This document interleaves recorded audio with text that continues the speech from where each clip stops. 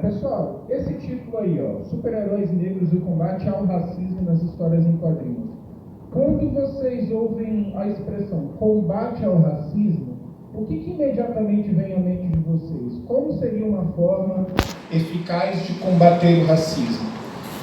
Não existe uma única resposta para isso. Na verdade, existe até divergências dentro do movimento negro. Tá? Quando a gente fala em combate ao racismo, quando você lê coisas sobre combate ao racismo, normalmente as principais argumentações giram em torno de duas coisas, que são o combate passivo ao racismo e o combate ativo ao racismo. Como que seria o combate passivo? Seria mais no sentido de incluir os negros em todas as camadas para que pessoas brancas e pessoas negras comecem a coexistir com mais naturalidade e assim, com o tempo, o racismo vai se diluindo até desaparecer, com a própria convivência. Já o combate ativo gira em torno realmente de leis de combate ao racismo, de ter uma polícia especializada em combater racismo, e a gente vai abordar esses dois temas nessa palestra envolvendo super-heróis. Professor Rony, você pode passar, por favor? Os super-heróis surgiram na década de 30 com esse rapazinho aqui. Ele foi o primeiro super-herói, o primeiro personagem a surgir como um novo gênero de histórias em quadrinhos. Até então, as histórias em quadrinhos eram o quê? Eram novelas familiares, faroeste, detetive e nada muito além disso. O Superman, ele surgiu de fato como um ícone do universo dos super-heróis, porque até então não existia isso. Como assim? Um cara que consegue pular acima de um prédio. Ah, Bernardo, o Superman voa. Sim, mas no início ele só pulava a altura de um prédio. Ele tinha a força para levantar um carro. Ele não era lá, não era nem de longe parecido com o que ele é hoje. Só que eu gostaria que vocês me dissessem o que todos esses heróis que surgiram na década de 30, que são todos esses aí, o que todos eles têm em comum? Todos eles são brancos. Né? Absolutamente todos eles são brancos. Professor, oi? Vermelhão que daí. Esse? Wonderman? Não. O de cima? Esse aqui? É o Tocha Humana. Tocha Humana da Marvel. Então, os quadrinhos eram considerados na época uma mídia muito barata, então as pessoas assim adquiriam com muita facilidade, mas aí começaram a surgir os primeiros questionamentos. Pô, mas todo mundo consome, mas brancos e pretos consomem, mas só tem branco ali na história em quadrinho? Pô, o justo seria diversificar um pouco mais para quê? Para fazer essa integração, essa interação entre brancos e negros, para que o racismo aos poucos vão se diluindo. E assim, com o passar do tempo, heróis negros vão sendo aos poucos inseridos nessas histórias. Eu vou mostrar alguns para vocês. Por exemplo, aqui, ó, o primeiro que vai aparecer ali, pode passar, Rony, é o John Stewart, que é o primeiro Lanterna Verde negro. Tá? É engraçado comentar isso porque surgiu primeiro o Lanterna Verde gay, para depois aparecer o Lanterna Verde negro. Vocês sabiam disso? Oxi. Sim, pois é. Depois tem o Blade, tá? Que é um exemplo que para mim é muito curioso, porque quando eu conheci o Blade, eu sequer sabia que ele era um personagem da Marvel, tá? Pode passar, mano. Esse é o Aço, gente, que ele surgiu inicialmente para substituir o Superman momentaneamente quando o Superman morreu, né? Para quem não conhece a saga Morte do Superman, o retorno do Superman, o Superman morreu, e aí surgiram um grupo de heróis para substituir ele como ícone. Outros exemplos que talvez vocês conheçam, Tempestade, é uma X-Men extremamente importante para os X-Men, e o Cyborg, que recebeu um grande destaque recentemente quando foi divulgado o corte do diretor do filme da Liga da Justiça. Só que, eu já vou chegar lá. Ok, então a gente já pensa no seguinte, super-heróis negros foram sim sendo inseridos nas histórias em quadrinhos com o objetivo de tentar diversificar um pouco mais e fazer essa interação entre pessoas brancas e pessoas negras. Mas qual foi o primeiro? Quem sabe me dizer? Super Choque? Não. Pantera o primeiro Negra? Foi o Pantera Negra. Sabia. O Pantera Negra foi, cronologicamente, o primeiro super-herói negro. E ele era mais do que um super-herói. Você pode passar, por favor, Rony? Ele é muito importante no movimento porque ele não só marcou como um negro, como sendo assim, um super-herói nesse universo em que até então só tinha brancos, como eles colocaram ele numa posição de extremo destaque, porque para quem não sabe, o Pantera Negra não é só um herói, ele é rei de Wakanda. E Wakanda é a nação mais poderosa do mundo da Marvel. Se juntar Estados Unidos, Rússia e China, não dá metade de Wakanda. É uma nação extremamente poderosa. O problema que foi surgindo, mesmo tendo agora heróis negros, é que as pessoas, por mais que gostassem desses personagens, elas não se sentiam muito representadas por esses personagens porque a realidade deles era muito distante, era muito diferente.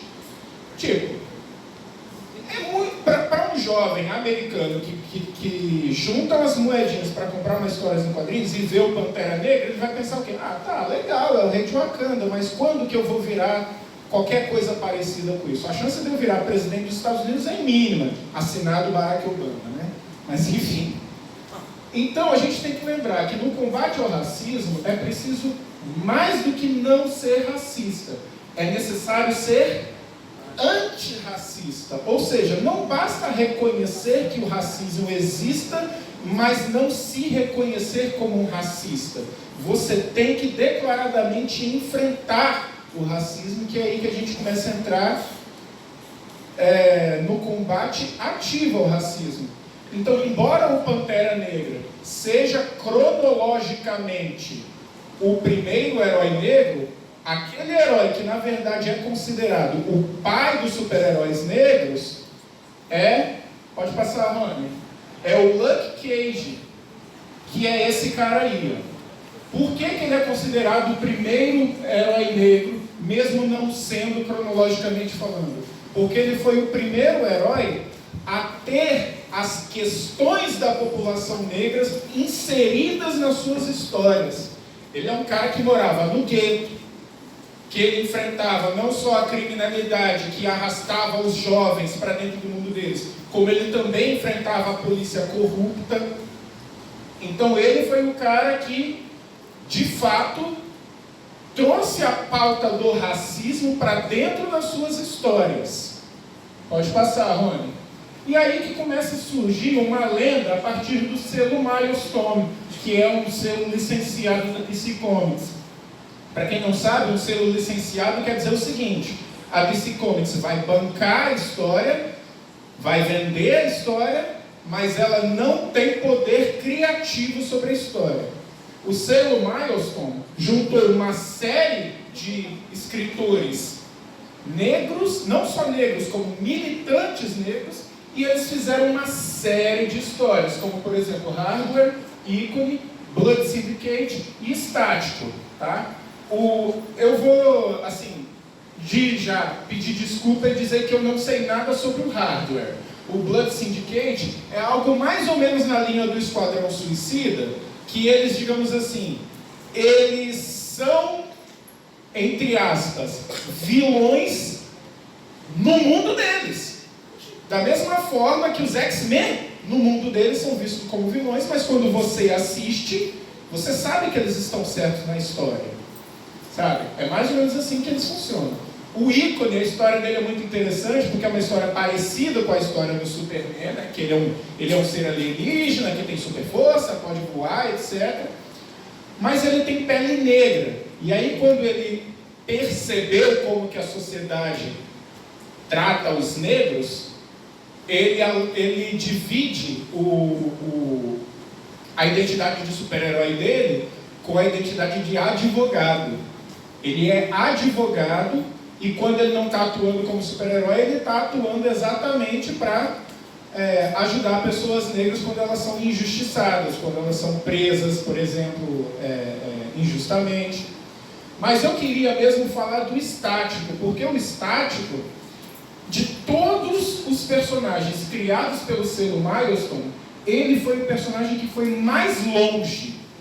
Porque no ano de 2016, o selo Milestone, ele deixou de existir, mas os seus personagens foram absorvidos pela DC Comics. Então, o Estático teve que passar por algumas reformulações, porque as histórias dele eram muito violentas, e aí a DC Comics achou que se tivesse mantido aquele nível de violência, podia não vender tanto, e aí o Estático passou por algumas transformações. Rony, você pode passar, por favor? O que aconteceu foi que o Estático, vai passando, Rony. O Estático se tornou o que hoje nós chamamos de Super Choque. E eu não preciso nem dizer o quanto o Super Choque é de extrema importância para o universo dos quadrinhos. Pode passar, Rony. De novo. Primeiro, a animação do Super Choque foi um fenômeno principalmente no Brasil. A verdade é que no Brasil as pessoas amam mais o Super Choque do que nos Estados Unidos mesmo. O personagem era constantemente submetido a situações que a população negra conhecia de perto. Bullying na escola, gangues, perseguição da polícia, não ter os dois pais, a mãe dele foi baleada, né? Numa troca de tiros durante um blackout em Dakota, que é a cidade onde ele mora. O melhor amigo dele, o Rich, é homossexual, embora a animação não tenha mostrado isso, infelizmente, mas nas histórias em quadrinhos abordou sim o lado homossexual do amigo dele. E detalhe, o pai do melhor amigo dele é racista. E ele enfrenta isso no episódio, exatamente. Aquela cena é real que você quer. E a lista vai longe.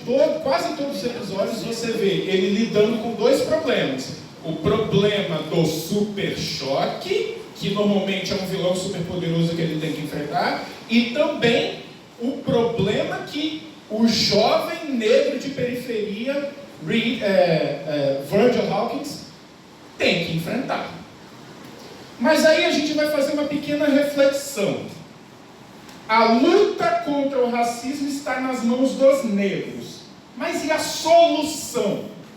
E a solução para acabar com o racismo de vez? Está nas mãos de quem? A luta contra o machismo está na mão das mulheres. Mas e a solução para o fim do machismo? Está nas mãos de quem? Dos homens. Né? Então, assim, por que eu coloquei aquela imagem do Superman ali? Porque, de um modo geral,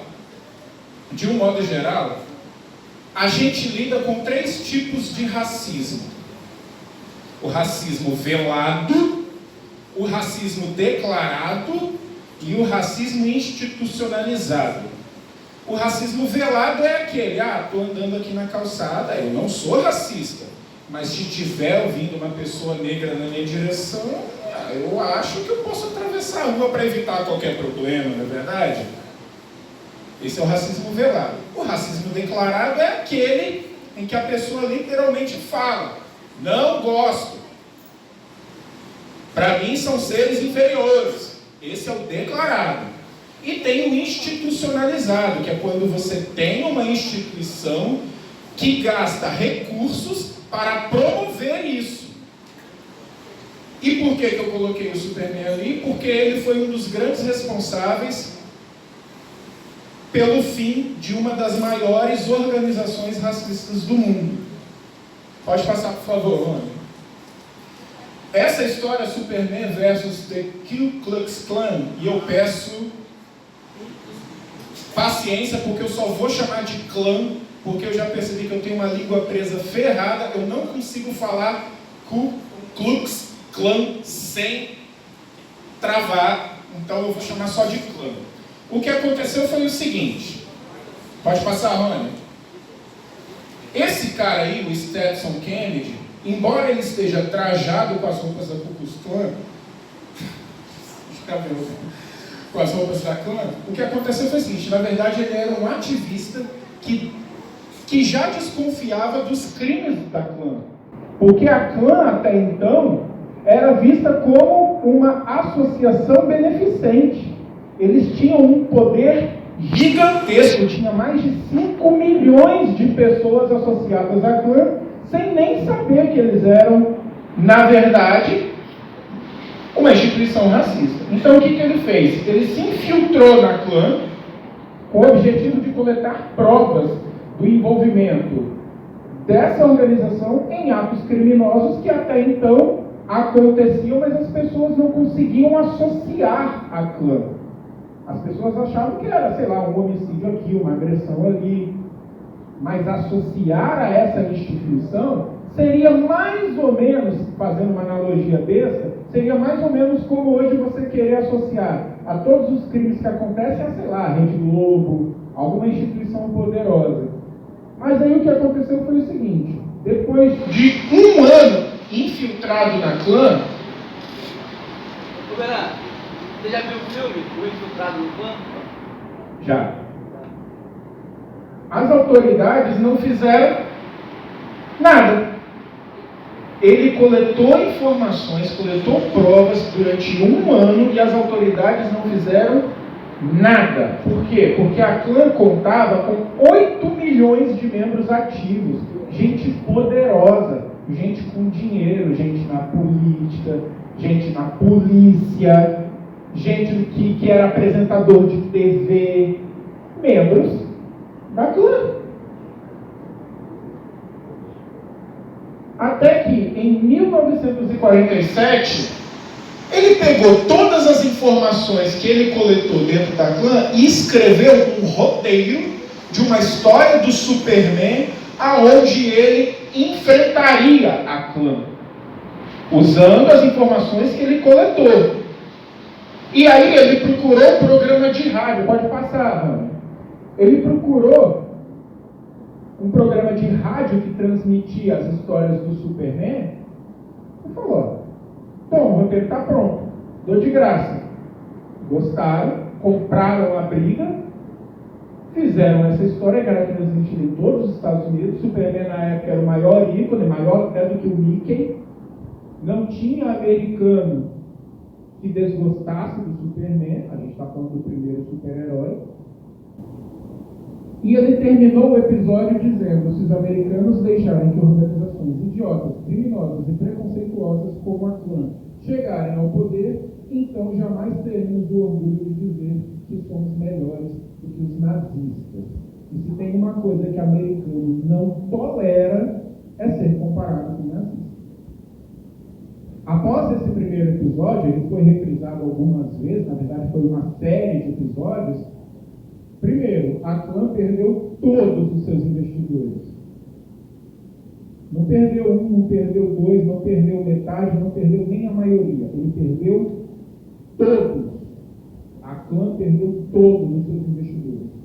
Membros agregados deixaram a organização, ou seja, aquelas pessoas que viam o bom lado da clã, mas estavam no estado de negação, sabe? De, será que é mesmo? Não deve ser, olha como eles são bonzinhos. Deixaram. E aí, uma vez que essas coisas começaram a acontecer, a polícia e os jornais, principalmente, começaram a investigar. É isso mesmo? Vamos ver. Hoje a clã está reduzida extremamente e ela é conhecida publicamente como organização criminosa. E o resultado disso tudo é que, graças a isso, hoje a gente pode ter todos esses heróis negros para que jovens negros possam se sentir representados por esses super-heróis. Obrigado, gente.